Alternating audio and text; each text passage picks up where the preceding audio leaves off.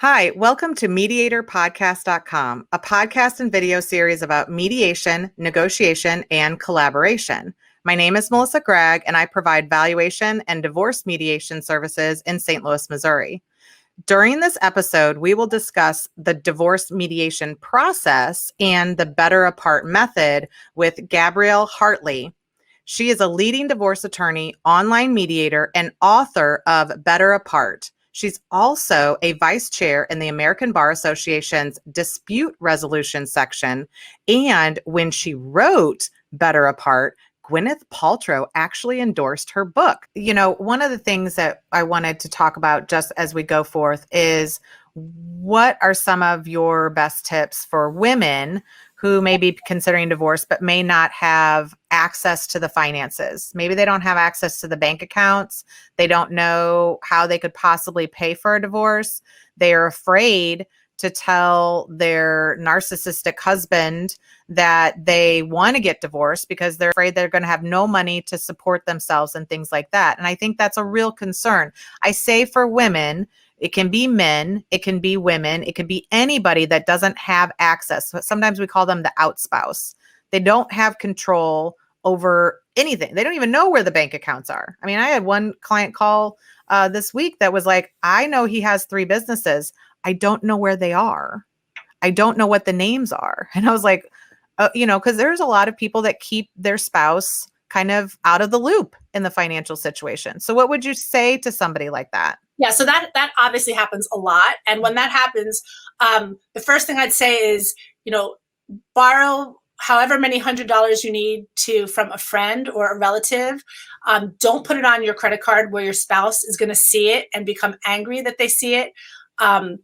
And go have a consultation with a very well-respected lawyer and find out what your rights are.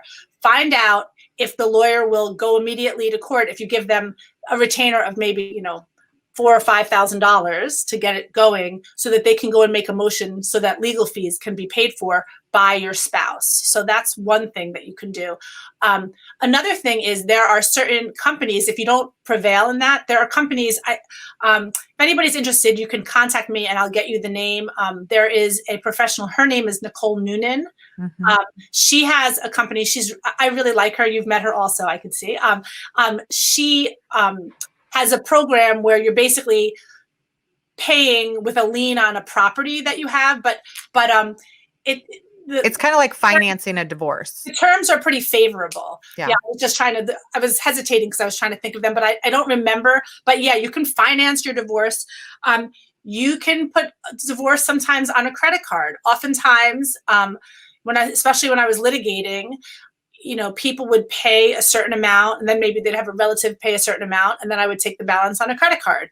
Some lawyers will let you do finance plans. I know when I was a really young lawyer just starting out, I would do that for people all the time. So don't talk yourself out of your ability to move forward. Ask around, figure out maybe there's someone who's super smart and young and aggressive and really wants to help. There's a lot of people like that.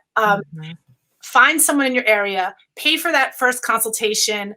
Once you're, maybe find 2 different people, find out how the best way is to finance your divorce, but don't assume you can't get a divorce.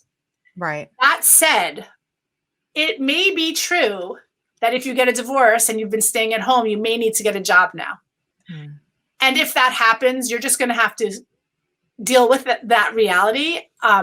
There are lots of times where that happens. And then after the fact, surprisingly, these people, the women typically come back and they tell me, it was really scary getting back out there, but they feel good because now they're financially independent.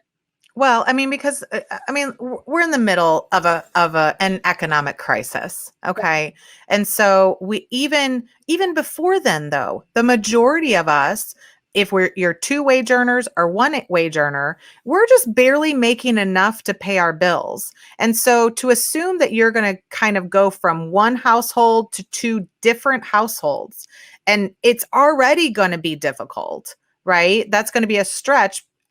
Everybody kind of has to downsize a little bit, or start to say, okay, how can we be more fiscally responsible?